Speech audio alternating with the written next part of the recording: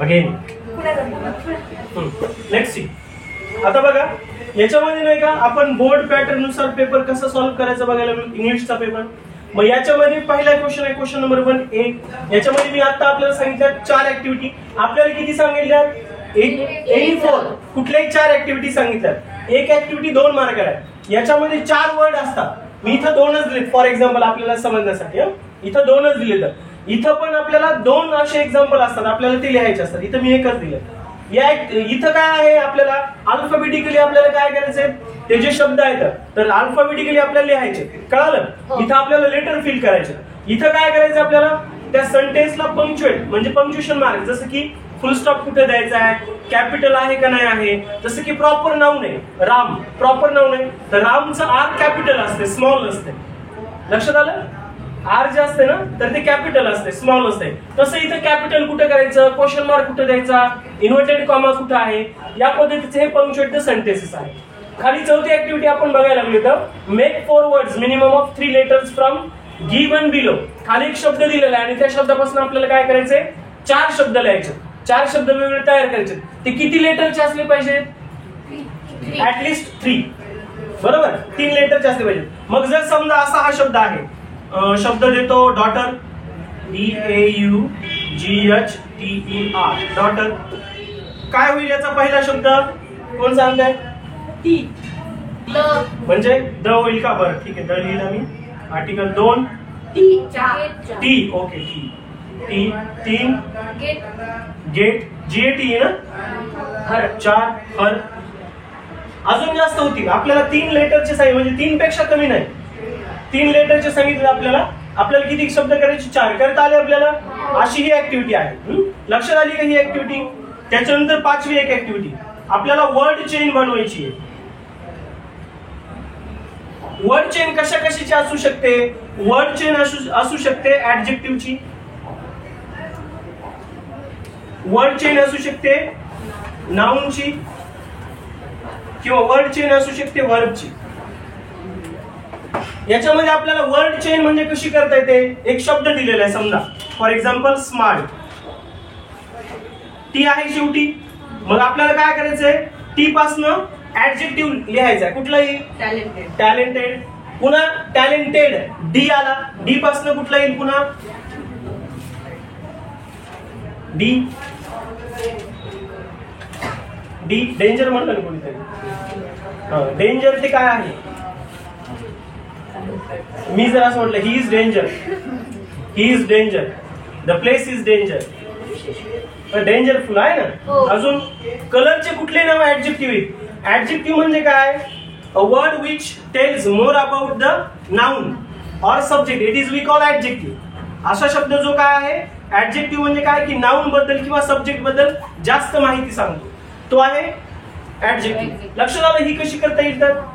त्याच्यानंतर अजून एक ऍक्टिव्हिटी आहे आपल्याला सांगितलं जातं की कम्प्लीट द वेब डायग्राम.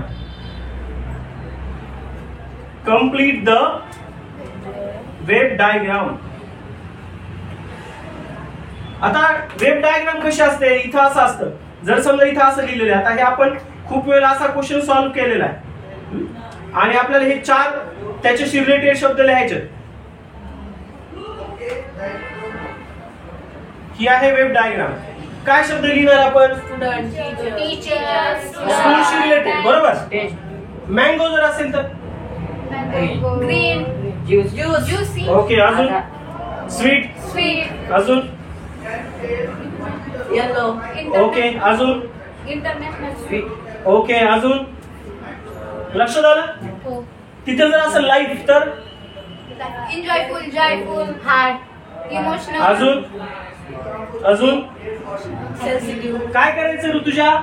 जे नाउन आहे तर त्या नाउनशी रिलेटेड आपल्याला शब्द लिहायचे. मग कुठलाही नाउन असू द्या. बरोबर. आता किती ऍक्टिव्हिटी झाल्यात? 6 ऍक्टिव्हिटी झाल्यात. आपल्याला काय करायला सांगितलेलं आहे? एनी 4. मग आता याच्यापैकी 6 पैकी कुठली 4 करता येतील? काय प्रॉब्लेम येईल याच्यापैकी करायचं? नक्की का कुणाला अडचण वाटायला लागली? नाही ना. चला ठीक आहे. 6 पैकी आपल्याला कुठलीही 4 म्हणजे कुठल्याही 4 ऍक्टिव्हिटी आपल्याला काय करायच्यात लिहायच्या. आता याच्यामध्येच क्वेश्चन ए आणि दुसरा असतो क्वेश्चन 1 मध्ये बी 1B, तो एक बघू. कुणाला जर समजत नसेल तर विचारा. क्वेश्चन 1 आहे बी. याच्यामध्ये आपल्याला काय करायला सांगितलं जाते बघा. एक इथे सांगितलं जातं की मेक यूज क्लॉज यूज करायला सांगतात आपलाच. म्हणजे जसं की इथं फॉर एक्झाम्पल इथं सेंटेन्स आहे I am learning full stop दिला आणि इथे सांगितलं की तुम्हाला काय करा, use your own clause there and make a sentence. आता क्लॉज सेंटेन्स जेव्हा आपण यूज करायला लागलो ते सेंटेन्स कुठला असते, कॉम्प्लेक्स सेंटेन्स असते. मग आता आपण इथं कसं करणार, हा सेंटेन्स लिहिणार आय एम लर्निंग. आपण व्हेन घेऊ शकतो, व्हाईल घेऊ शकतो, आफ्टर घेऊ शकतो. हे जे आहेत हे सबऑर्डिनेटर आहेत, सबऑर्डिनेटर कंजक्शन ते आपण घेऊ शकतो. आय एम लर्निंग व्हेन किंवा व्हाईल किंवा आफ्टर. काय घ्यायचं, कुठलं घ्यायचं सांगा बरं. तुम्हाला जे घ्यायचं ते घेऊ शकता. म्हणजे जर समजा I am learning when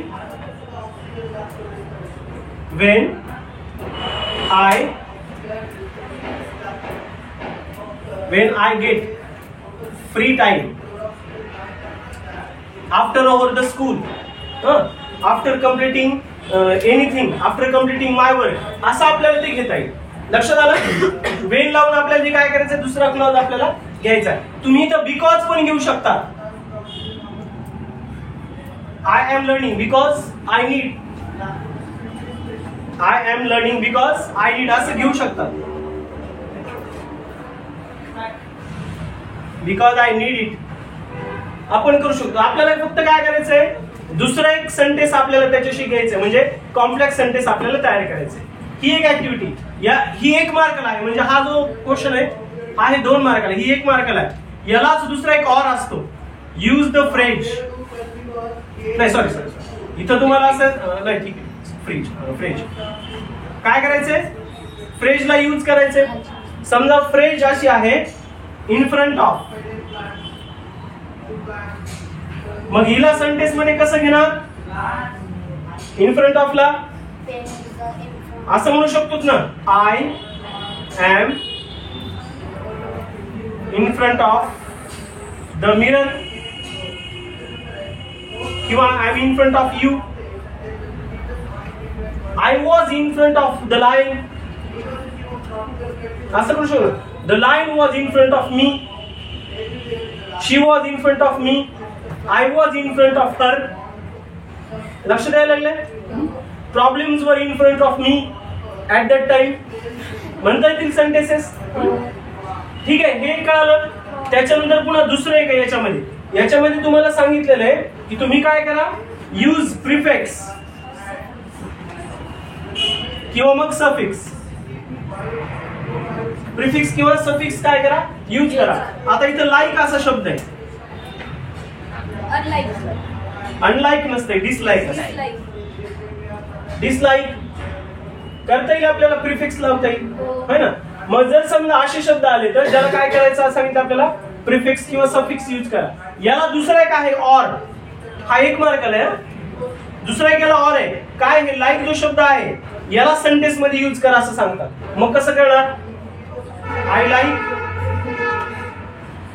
I like you, I like mango, I like tea, I like to play, I like to laugh, I like to read.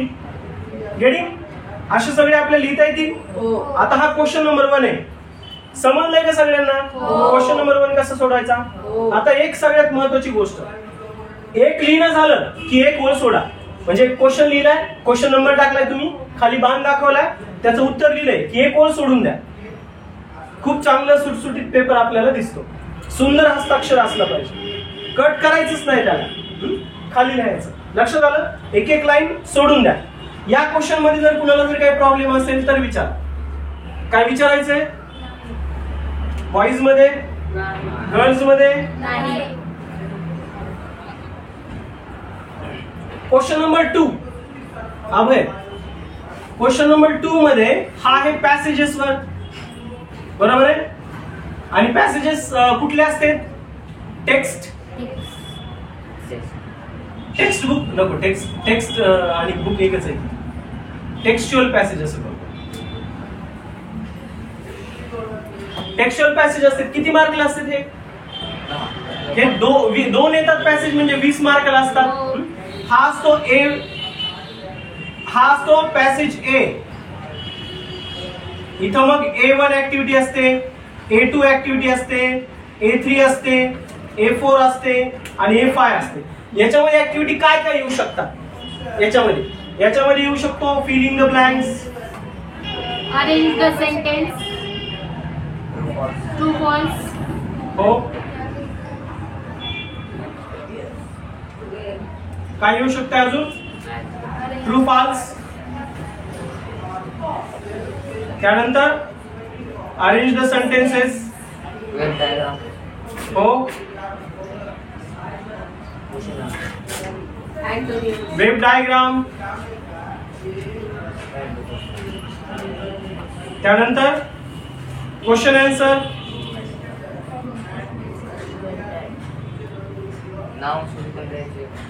हो, म्हणजे अपोजिट वर्ड्स, अँटोनिम्स किंवा सिनोनिम्स, बरोबर आहे, किंवा सिनोनिम्स. अँटोनिम्स म्हणजे opposite, synonyms म्हणजे similar word. याच्यामध्ये match the following पण येईल.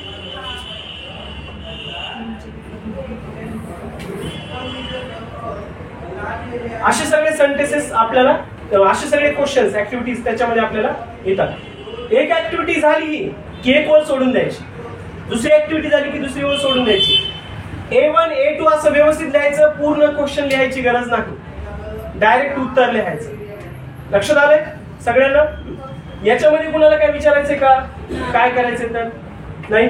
अरेंज सेंटेन्सेस मध्ये काय होत असतं बघा, कुठला सेंटेन्स आधी आहे, जसं की आपण अल्फाबेटिकली ऑर्डर केलंय तसं याच्यामध्ये चॅप्टर मध्ये जर पॅसेज आलेला आहे तर कुठली घटना आधी घडली, कुठली नंतर घडली, तर ती आपल्याला काय करायची, सिरियली लिहायची. कुठलं सेंटेन्स आधी आहे ते लिहायचं आपल्याला त्याच्यामध्ये. आता याच्यामध्ये दुसरा एक क्वेश्चन असतो बघा, डू हॅज डायरेक्टेड. हा असतो ग्रामर वरती, हा असतो ग्रामर वर. मग आता याच्यामध्ये ग्रामर काय काय असू शकतंय? एक असू शकते क्वेश्चन टॅग, बरोबर. Change the vice. दुसरा आहे चेंज द वाइस. टेन्स. तिसरा आहे टेन्स. चौथा आहे एबल टू. पाचवा आहे एज वेल एज. नो सुनरचा, direct indirect, not only but also. Not only but also.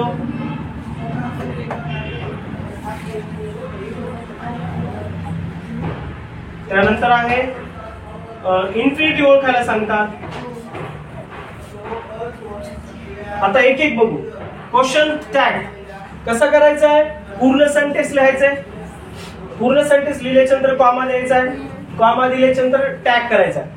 जर पॉझिटिव्ह जर सेंटेन्स जर असेल तर आपण निगेटिव्ह करणार, जसं की he is player. Positive sentence होतं मग आपण काय करणार, निगेटिव्ह. Isn't he. आणि जर ऑक्झिलरी वर्ब जर तिथे जर आलेलं नसेल तर टू डू चा फॉर्म यूज करणार. Do does did. पास्ट मधलं जर असेल तर डीड करणार, निगेटिव्ह असेल तर डीड ही करणार, जर पॉझिटिव्ह जर असेल तर डिडंट ही करणार. त्यानंतर चेंज द वाइस, याचा आपण फॉर्म्युला दिलेला आहे. सब्जेक्ट, वर्ब आणि ऑब्जेक्ट. ऑब्जेक्टला आपण आधी घ्यायचा पॅसिव्ह वाइस मध्ये. जर पॅसिव्हचं जर सेंटेन्स जर आले असेल तर मग ऍक्टिव्ह करायचं. लक्षात आलं? त्यानंतर टेन्सला आयडेंटिफाय करा म्हणून येईल. सिंपल प्रेझेंट आहे का, सिंपल पास्ट आहे का, पास्ट कंटिन्यू, पास्ट परफेक्ट आहे, याला आयडेंटिफाय करा म्हणून. Able to. एबल टू ला जसं की जर समजा असं सेंटेन्स असलं असतं, ही कॅन क्लाइंब, तो चढू शकतो माउंटेनवर, ट्रीवर, कशावर तो चढू शकतो. तर याला कसं करता येईल? He is able to climb on mountain. Can आहे म्हणजे हे कुठला टेन्स आहे? प्रेझेंट आहे. कुड जर असलं असतं तर पास्ट. मग कुड जर आला असतं इथं वॉज घेतलं असतं. इजच्या जागी. लक्षात आलं? कॅन जर असलं असतं तर इज घेतलं असतं आणि कुड जर घेतलं असतं तर वॉज घेतलं असतं. नो सुनर जर प्रेझेंट जर असेल तर टू डूचा form do. No sooner do. Past असेल no sooner did. No sooner do किंवा no sooner did. Direct indirect हे आपण शिकलेलो होतं. जसं की आधी दिलं होतं बघा, he said comma inverted comma I am your teacher. मग खाली लिहिलं होतं he said that he was my teacher. लक्षात आलं? त्यानंतर नॉट ओनली बट ऑल्सो दोन ऍक्शन येतात. दोन ऍक्शनला आधी नॉट ओनली नंतर बट ऑल्सो असं घ्यायचंय. इन्फिनिटिव्ह. इन्फिनिटिव्ह काय आहे? इन्फिनिटिव्ह हे आहे बघा, टू क्लाइंब किंवा to play. Infinitive verb to सोबत म्हणजे प्रिपोजिशन सोबत जे काही येत आहे वर्ब तो आहे इन्फिनिटिव्ह वर्ब.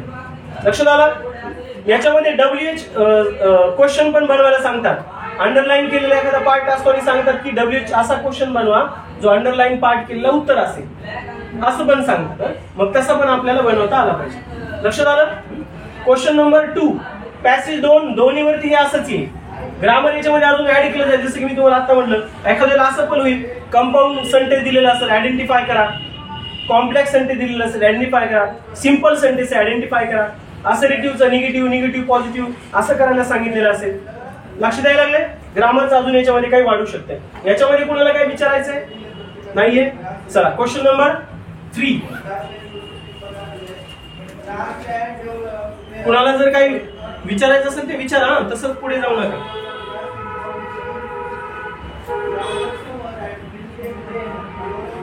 क्वेश्चन नंबर 3 हा आहे पोएट्री सेक्शन. हा आहे 10 मार्काला. याच्यामध्ये काय होतंय? एक येते स्टांजा आणि दुसरा आहे अप्रिसिएशन. स्टांजा एक येतो, अप्रिसिएशन. स्टांजा येतो 5 मार्काला, अप्रिसिएशन येतं 5 मार्काला. स्टांजा आल्यावर स्टांजा मध्ये काय? Filling the blanks, question answer, rhyming words किंवा असं म्हणतात की find out the figure of speech, web diagram किंवा फिगर ऑफ स्पीच तिथं दिलेली आणि सांगितलेलं असतं की find out the example of this figure of speech, असं पण दिलेलं आहे. मग ते आपल्याला करता आलं पाहिजे. आता अप्रिसिएशन 5 मार्कला, हा जरा मोठा क्वेश्चन आहे. याच्यासाठी आपण काय करायचं? बॉक्सच करायचा. ते खूप चांगलं राहतं. आधी काय येतंय? टायटल, त्याच्यानंतर पोएट, त्याच्यानंतर राईम स्कीम, त्यानंतर फिगर ऑफ स्पीच, त्यानंतर सेंट्रल आयडिया किंवा सेंट्रल थीम. असा बॉक्स करायचा आणि लिहून टाकायचा.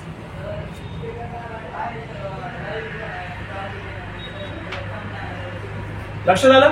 सेंट्रल थीम व्यवस्थित लिहायची. हे सगळ्याच्या सगळं असा टेबल जर केला व्यवस्थित पेजवरती तर तुम्हाला एक अट्रॅक्टिव्ह पेपर दिसतो. चांगले मार्क्स पडतात आपल्याला. जर अट्रॅक्टिव्ह जर पेपर जर असेल तर आपण कसे जर लिहिले तर आपल्याला मार्क पडणार नाही. हे लक्षात आलंय कसं सोडवायचंय? तर कुणाला काय विचारायचं याच्याबद्दल? क्वेश्चन 3 समजलाय का? विचारायचंय? अप्रिसिएशन कळालं असं लिहायचंय म्हणून. 12वीला वेगळं आहे. 12वीला असं नाहीये. 12वीला काय आपल्याला याचा पॅसेज करायचा आहे. 12वीला अप्रिसिएशन वेगळे. आता हे आपल्याला असं टेबल करायचं. त्यानंतर आहे क्वेश्चन नंबर 4. क्वेश्चन नंबर 4 कशाचा आहे? वा, कशाचा आहे? Non textual passage. Non textual passage म्हणजे हा आपल्या पुस्तकातला येत नाही. हा किती मार्काला आहे? हा समरी आणि हा म्हणजे हा असतो 10 मार्काला आणि त्याच्यावरती समरी असते. हा क्वेश्चन बी आहे, हा ए आहे. हा आहे 5 मार्काला. समरी लिहायची, शॉर्ट पॅरेग्राफ लिहायचा समरीचा अनसीन पॅसेज वरती. आणि मगाशी जे पॅसेज मध्ये ग्रामरचे आणि याचे दिलेले क्वेश्चन तशाच पद्धतीने ते येतात. क्वेश्चन नंबर अजून वेळ आहे मला. याच्यामध्ये क्वेश्चन नंबर 4 याच्यामध्ये जे आपण क्वेश्चन नंबर 2 मध्ये दिले होते पॅसेजेस तर ते जशाचे तसेच होते. म्हणजे क्वेश्चन तशाचे तसेच येतील. क्वेश्चन नंबर 5 कशाचा आहे? लेटरचा. म्हणजे आता क्वेश्चन नंबर 5 पासून काय झालं, रायटिंग स्पीड सुरू झाली. लेटर एक आहे फॉर्मल,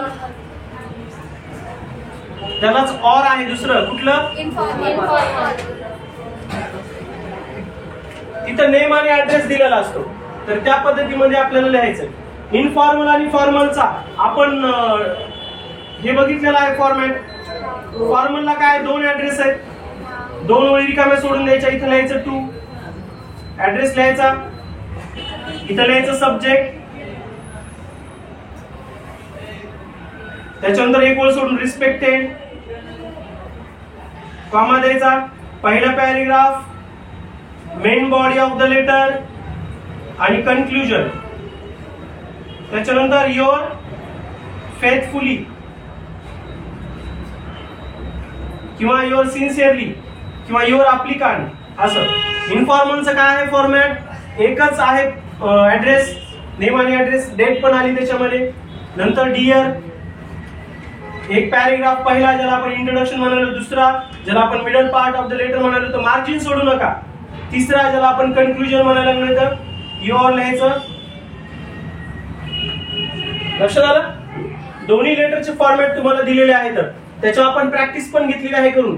बोर्ड मध्ये येणाऱ्या सगळ्या संभाव्य क्वेश्चन्सची आपण प्रॅक्टिस करून घेतलेली आहे. त्यामुळे कुठलाही जरी क्वेश्चन आला तरी आपण त्याच कॉन्फिडंट आपण लिहायला सुरुवात करायची. ठीक आहे, लेटर मध्ये काय विचारायचं कुणाला. त्याच्यानंतर आहे क्वेश्चन, क्वेश्चन नंबर 6 काय आहे, सॉरी क्वेश्चन नंबर 5 बी राहिला ना, हा हे आहे ना. क्वेश्चन नंबर 5 बी हा आहे डायलॉगचा.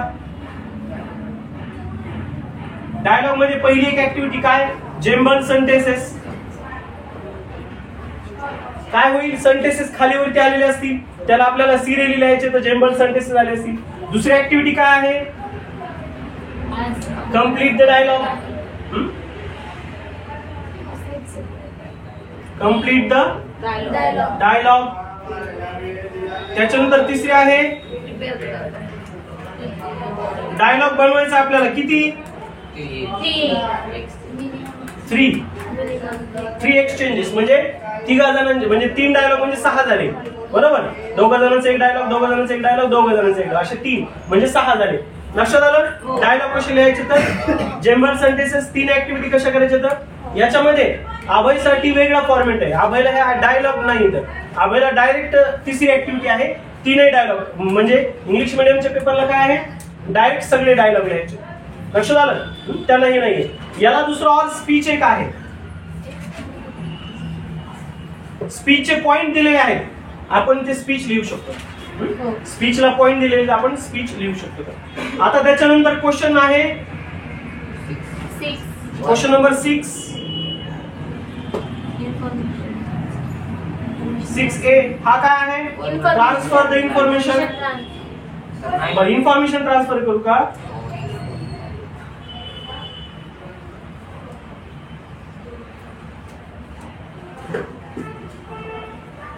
Information transfer. एक आहे वर्बल टू नॉन वर्बल आणि दुसरा आहे नॉन वर्बल टू वर्बल.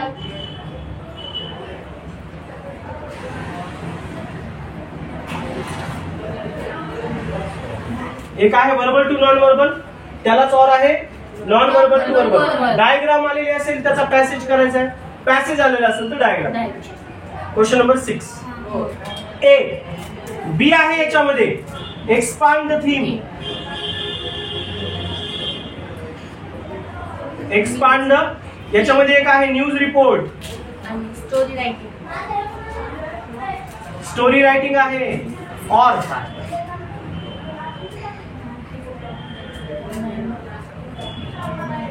हे और आहे बरं का, स्टोरी रायटिंग, न्यूज रिपोर्ट आणि त्याला और काय बॉटल आहे. ठीक आहे, न्यूज रिपोर्ट आणि स्टोरी रायटिंग. न्यूज रिपोर्टला और स्टोरी रायटिंग आहे, ज्याला स्टोरी रायटिंग लिहिता येते त्यांनी स्टोरी राईट करायचं. स्टोरी राईट मध्ये 2 प्रकार आहेत. एक त्यांनी काय केलं असेल, स्टार्ट करून दिलेलं असेल तर आपल्याला एंड करायची, एंड करून दिलेलं असेल तर स्टार्ट करायचं. लक्षात आलं. न्यूज रिपोर्ट 2 प्रकारचा असतो, तो पास्ट मध्ये लिहायचा आहे एक असतो इव्हेंटवर लिहायचा आहे न्यूज रिपोर्ट, दुसरा असतो इन्सिडेंटवर. इव्हेंटवर म्हणजे जे प्रोग्राम झालेले आहेत, कार्यक्रम आहेत आपल्या शाळेमध्ये त्याच्यावरती, आणि इन्सिडेंट म्हणजे ऍक्सिडेंट झालेला आहे, टायगर आलेला आहे सिव्हिल सोसायटीमध्ये, किंवा रेन खूप जास्त आहे, हेवी रेन ज्याला आपण म्हणतो तर असं आहे, तर त्याच्यावरती एक लिहायचं. क्वेश्चन नंबर 6B कळाला. हो. त्याच्यानंतर आहे क्वेश्चन 7. कुठला? ट्रान्सलेशन. याच्यामध्ये आपल्याला इथं 6 वर्ड दिलेले असतात कुठलेही, जसं की क्लास, लिटरेचर किंवा 3, डॉक्टर, असे 6 आहेत. क्लास म्हणजे मराठीमध्ये लिहायला सांगितले, ट्रान्सलेट करा. लिटरेचर म्हणजे साहित्य, डॉक्टर म्हणजे वैद्य. लक्षात आलं. असे 6 दिलेले, 6 पैकी 4 लिहायचे, आपण 6 ला 6 सोडवायचे. दुसरी ऍक्टिव्हिटी आहे इथे 3 सेंटेन्सेस दिलेले, तर 3 पैकी 2 सेंटेन्सेस आपल्याला काय करायचे तर मराठीमध्ये ट्रान्सलेट करायचे. त्याच्यानंतर तिसरी ऍक्टिव्हिटी आहे, इथं म्हण दिलेली आहे प्रोवर्ब, तिला आपण मराठीमध्ये आपल्याला बघायचंय. म्हणजे जर समजा असं असलं cut your coat according to the cloth, तर मग कसं करणार? अंथरूण पाय पसरावे. किंवा जर असं असलं all the glitters are not gold, चमकणारे सर्व सोने नसते. किंवा जर असलं bad workman blames to their tools, नाचता येईना अंगण. वा, लक्षात आलं. हो. अशा प्रकारे आपल्याला त्या प्रोवर्ब्स फाइंड आउट करायच्या आणि आपल्याला त्या मराठीमधून लिहायच्या. आता बघा, लेटर आहे 5 मार्काला, डायलॉग आहे 5 मार्काला, इन्फॉर्मेशन ट्रान्सफर आहे 5 मार्काला, त्याच्यानंतर एक्सपांड द थीम आहे 5 मार्काला, त्याच्यानंतर हे आहे 5 मार्काला. बघा बरं, काउंट करा. 10, 30, 40, 50, 60, 70, 80. 80 मार्काचा पेपर आपल्या समोर. लक्षात आलंय सगळ्यांना कसा पेपर सोडवायचा? कुणाला काही प्रॉब्लेम येईल? ठीक आहे, ते लिहून घ्या सगळं. सर लिहून घ्या. सर लेटर मध्ये ईमेल लिहायचं असतं. लेटर मध्ये